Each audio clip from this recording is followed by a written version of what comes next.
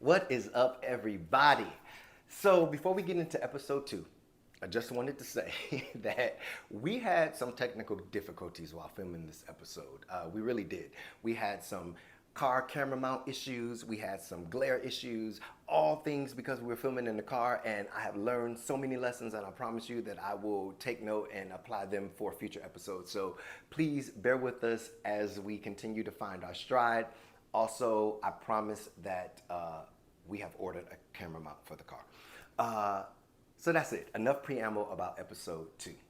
Now I want to tell you about this episode. So this episode is featuring one of my favorite people in the world, and that is my mother. She was in town. We're on the way to the airport to pick up Q and Caleb, and we are in full mom and son mode. We are fussing, we are laughing, we are joking, we are talking about expensive gifts that have been lost. We are talking about biases against black people and systemic racism and just a prejudiced way of thinking towards black people. We're discussing it all. And so I just want to say right off the bat that here's my son confession. I am a full-on mama's boy. I carry my mama's boy card proudly, and if you are a mama's boy, you should carry your card proudly too, because you've earned it and she's earned it. So enjoy episode 2 of the Stallings family vlog. Really close. This is my mom. Hi, everyone. She helped me do some final things in the apartment. I did a lot that I wanted to get done. We're heading to the airport. Here we go. Okay, so while I have your attention, I want to ask, does anyone know about this disease that makes you say everything you see out of the window when you're riding in the car like you've never seen it before? Because she definitely has this disease. So we'll just be driving and she'll be like, oh, CVS Pharmacy, Amore Pizza Cafe, oh, Target. I did not say the name of any businesses since we've been in the car. There is a grocery store to the left. Sometimes I do that, but I purposely was not going to do it in the car today. Okay. What about your sighing disorder? I haven't sighed since I've been here.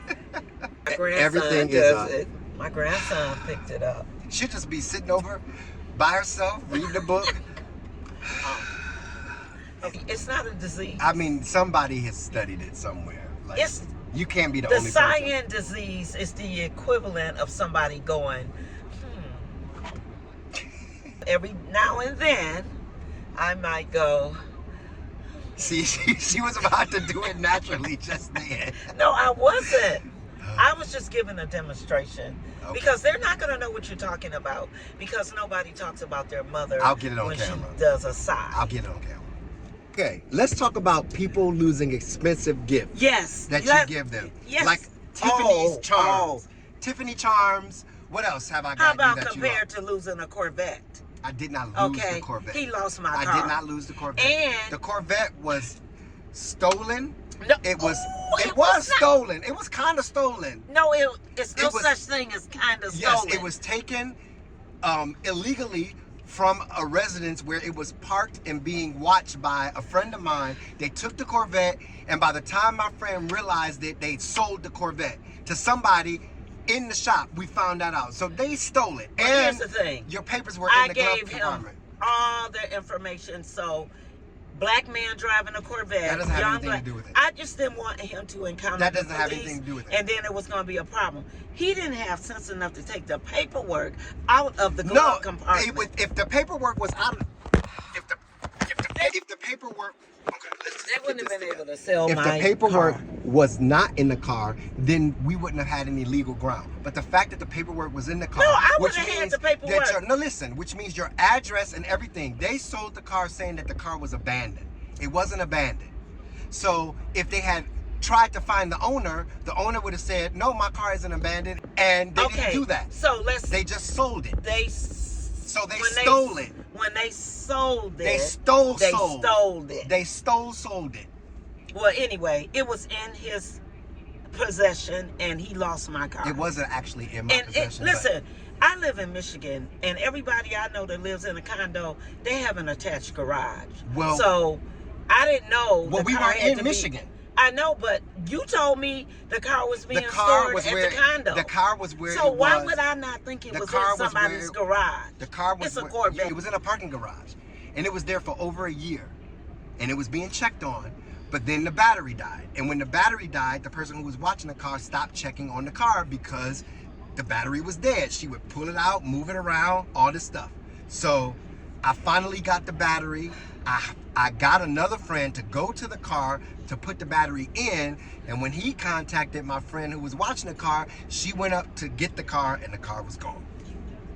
And then when they called the tow truck, and then when they called the tow place said that they picked the car up a month or so ago and it was abandoned. Those are lies. He lost a car compared to a. Listen. Yes, he did give me my first Tiffany Hart I'm gonna when hold that thing. I remember thinking when I sent the car to California, I wasn't gonna see it again. Well, you know, I didn't put it in the universe.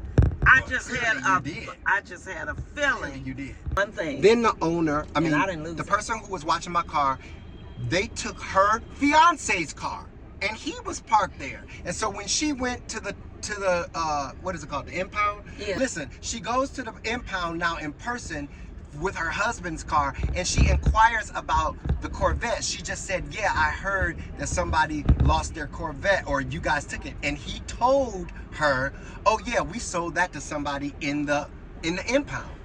So it was an inside job, is what I'm trying to say. They kept my car. They stole it, and then they sold it to an employee. A red Corvette, a little red Corvette. It was a 1992. It did have a little hole Corvette in the floorboard that from made me feel like that was the Flintstones, and I had to just make the car go like that. You could literally see the street. No, that's not safe. But I mean, it was a little tiny heel-like hole from my heel. Does that sound putting safe? my heel in the same spot in the car for years. Yeah, okay, so listen. He also, I bought him for his birthday. Okay, I think hold it.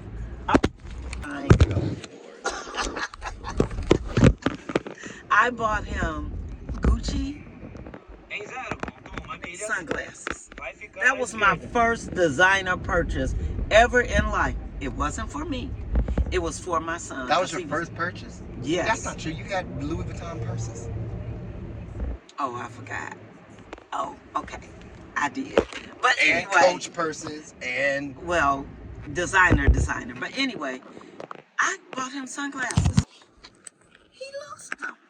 How do you lose sunglasses? You lose sunglasses all the time. I don't lose I haven't lost sunglasses in years. Okay, the moral of this story, the point of this story is... He lost another pair too. I bought him another pair for graduation when he graduated from Morehouse, and he lost those too. And because of that, I punished myself for 15 years. Aww. And I would not buy a pair of sunglasses that cost more than $20 for 15 years. Well, you know the last now item I bought him? More. Who are they? These are Ray-Ban. Well, the last Don't hate on my sunglasses. that I got him was a shoe. I still have it. To go on his keychain, because I was like, you're not losing anything else. I don't know why she bought me a silver Gucci shoe, but I sure did. It mean walk into promise. That's what it meant. Okay. Because I'm so Gucci. Okay, I just wanted to pause for a moment to say, this is the Gucci shoe that my mother has been referring to. This is the infamous Gucci shoe. It says Gucci right there on the heel. I don't know if you can see it, but this is the shoe. I still have it, Mom. Like I said I did. I didn't lose it, so proof. All right, let's jump back into the conversation. We just got the car clean, and it reminded me to tell my mom about an encounter that I had recently where someone that I love, and this person took that opportunity to say, hey, listen, if you and your family are ever in need, you will never go without your necessities, because if we have, you have. It's a beautiful gesture. I would absolutely say and do the same thing. Except this person also said, you know, we can't help anybody live outside of their means, which I 100% agree with.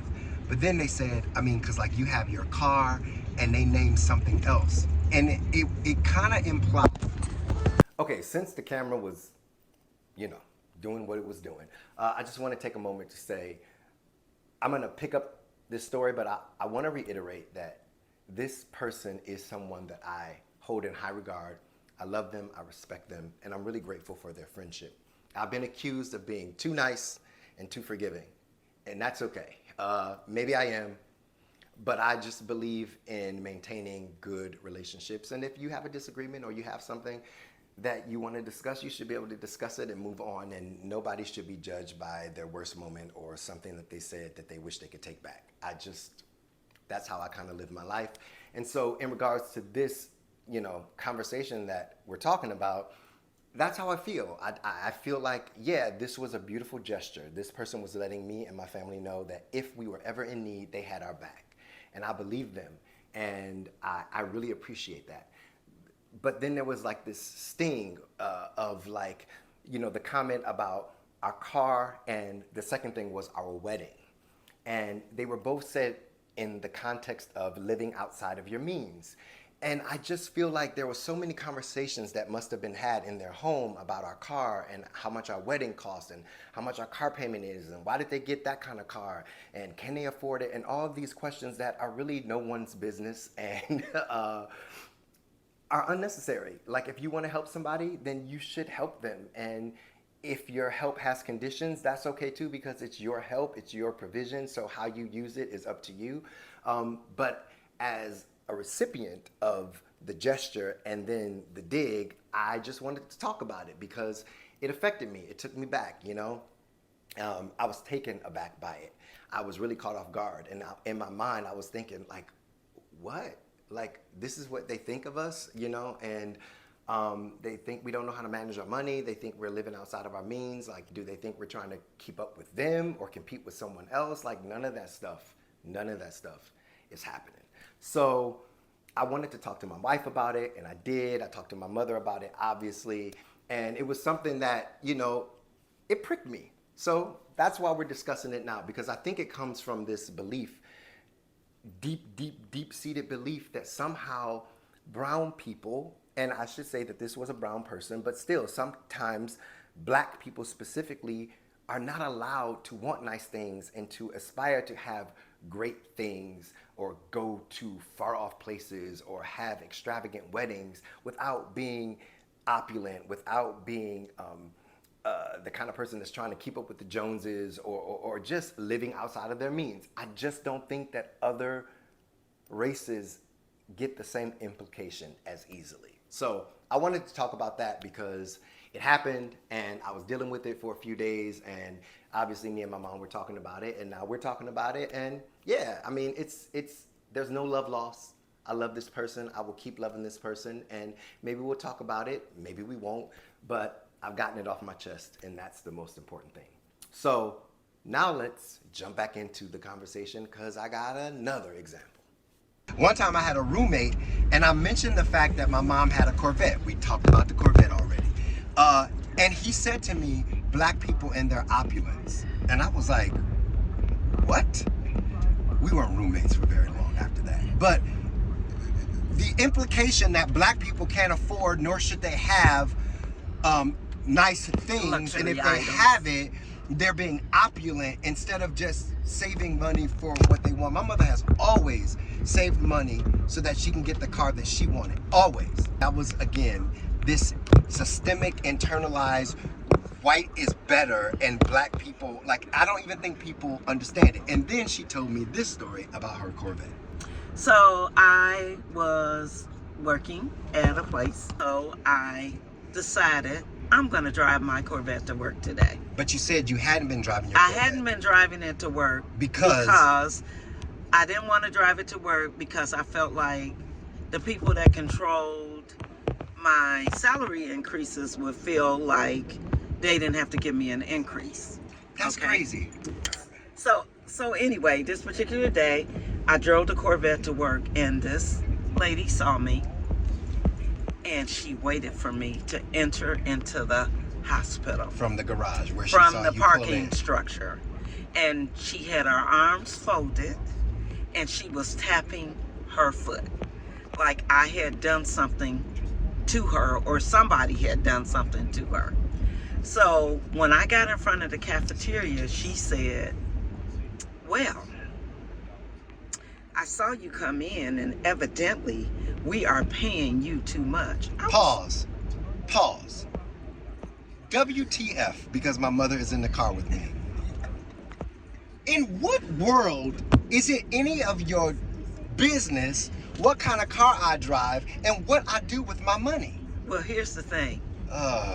This is why I said to my son, it's systemic racism, because this is behavior that is taught and learned. So I looked at her. It's ingrained. It is. Like you don't even have to teach that. Like Right. you grow up with that. Right. So I said to her, first of all, we is not the signature on my paycheck. Boop. And then I lapsed into, but absolutely that is not my car. That is a friend's car. And I begged her to let me drive her car to work one day. And so I didn't drive the car to work anymore after that. That's crazy that you even had to do that. Until many years later, then I drove it to work. I wanted to get this on camera because I really think, even though that was in the past, that kind of stuff is happening still. And I really think that people think that we have progressed so far. Like we're so much better. And in some areas, yeah, but in other areas, no. And so like even with the court, the Supreme Court rulings recently, rolling back some of the things like affirmative action and all these other things, like we have not progressed that much. We still need these things in place. It's because not a level playing field. It's not, and it won't ever be, because I don't think that the system will support that. So, anyways, I just wanted you to know that people have to lie about the car that they drive, what they do with their paycheck. But on a lighter note. All right, they say they're at number 2. So I'm gonna try to pull right in here. Up, I see her. Hey. I don't see her.